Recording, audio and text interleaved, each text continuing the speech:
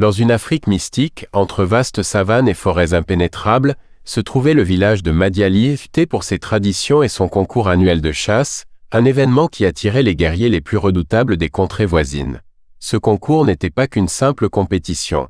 Il déterminait qui parmi les hommes méritait l'honneur de courtiser Naya, la fille du chef, une femme d'une beauté légendaire et d'un esprit indomptable.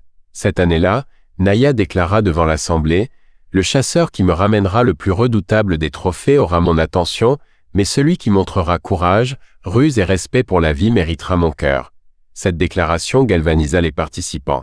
Les candidats s'élancèrent, armés de leurs arcs, lances et esprits aiguisés.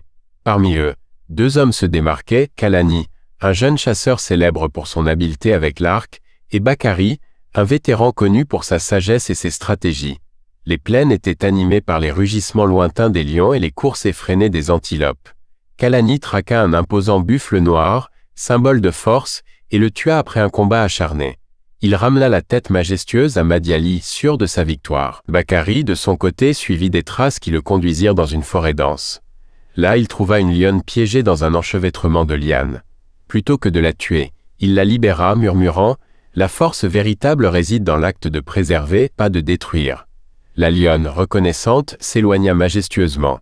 Kalani arriva au village en héros, acclamé par la foule, son trophée en main. Mais lorsque Bakari revint, les mains vides, les murmures parcoururent l'assemblée. Naya, curieuse, demanda: « Et toi, Bakari, qu'as-tu rapporté ?» Il répondit simplement: « J'ai rapporté la vie. » Soudain, des rugissements puissants se firent entendre. La lionne qu'il avait sauvée apparut, escortée par sa meute. Contre toute attente, les animaux ne montrèrent aucune hostilité. Bakari s'avança calmement, démontrant une connexion inexplicable avec eux. La foule, d'abord effrayée, fut émerveillée. Après avoir écouté les récits, Naya déclara: « Kalani, tu as prouvé ta force, mais Bakari a démontré ce que signifie être un véritable protecteur, non seulement des hommes, mais de la nature. » Elle choisit Bakari, suscitant des acclamations et des célébrations dans tout Madiali. Leur union devint une légende, et leur histoire inspira des générations de chasseurs à réévaluer le sens de leur quête. Ainsi naquit une nouvelle tradition.